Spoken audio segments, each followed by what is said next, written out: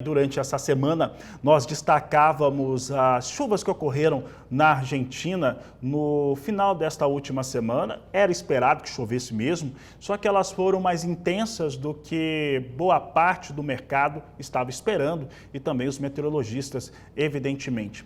Isso trouxe impactos logo na segunda-feira, terça-feira também, na Bolsa de Chicago, e muito se comentava a respeito do tamanho da quebra na Argentina. Para atualizar os dados em relação a este país, eu ressalto que a Bolsa de Cereais de Buenos Aires tem apontado uma estimativa de safra na Argentina de 41 milhões de toneladas. Já a Bolsa de Comércio de Rosário trouxe um número bem mais baixo, 37 milhões de toneladas a serem produzidas de soja na Argentina. Acontece que o momento de desenvolvimento da oleaginosa na Argentina, recebendo grandes quantidades de chuva, e se continuar chovendo bem por lá, isso pode salvar, sim, parte da lavoura, falando literalmente.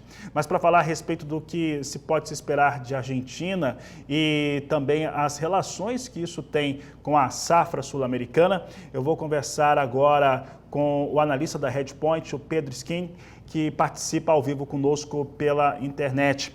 Pedro, obrigado pela sua participação.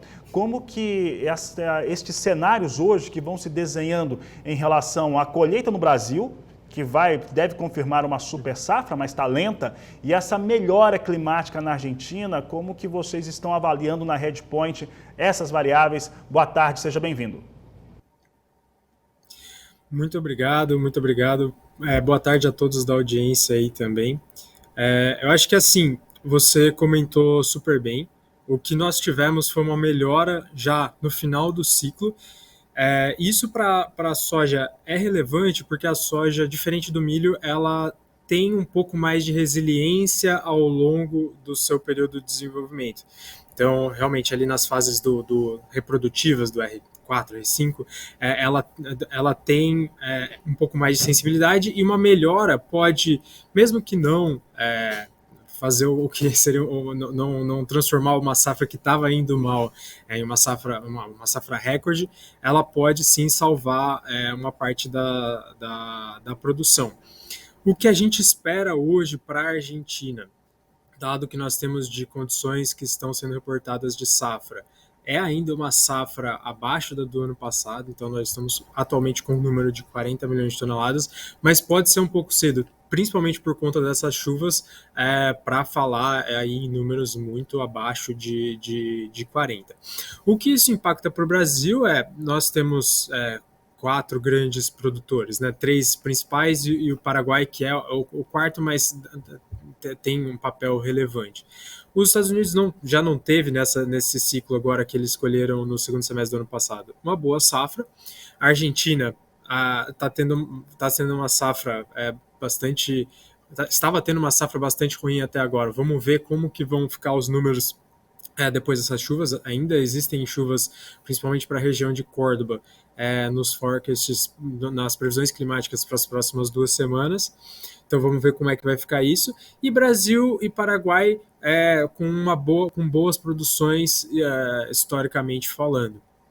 Então, para o Brasil, obviamente, isso beneficia muito, principalmente os esmagadores, já que a Argentina não compete tanto com a gente no mercado de exportação de grão, mas no mercado de exportação de farelo, e também eles exportam bastante óleo, ou seja, sobra mais demanda por exportação de óleo para a gente. Pedro, para encerrar a entrevista, como que esses fatores, no entendimento de vocês na Redpoint, tanto os elementos hoje que colocam em risco a produção da Argentina, a colheita no Brasil, ela tem somando elas a questão de petróleo e também demanda chinesa, como que isso tem influído nos negócios com a soja em Chicago e a intenção de plantio do produtor norte-americano que dentro de alguns meses vai decidir por milho ou soja? Perfeito. Eu acho que foi muito bem colocado. A única grande produção realmente que a gente vai ter nesse ano é a do Brasil. É lógico que é uma produção gigantesca e isso deixa o mercado um pouco mais confortável, mas ao mesmo tempo a gente vê que ao longo dos últimos 2, 3 anos a demanda global foi um pouco represada pelo nível de oferta que se tinha. Então a demanda global pode ter um pouco a crescer e a gente entende que vai se equiparar ao crescimento da oferta. Então, no geral, a gente continua com uma safra em termos globais de superávit, ou seja, produção um pouco maior do que a demanda, mas não tão confortável quanto se esperava no início, que se esperava uma ótima produção nos Estados Unidos, uma ótima produção na Argentina e uma produção gigantesca do Brasil. Então é uma safra ainda confortável, porém já não tanto quanto se imaginava no começo. Já em termos de intenção de plantio dos produtores americanos, o que a gente tem hoje é um cenário muito mais apertado no milho, tanto por conta da Ucrânia, que muito provavelmente não vai continuar com uma produção aquém do seu potencial.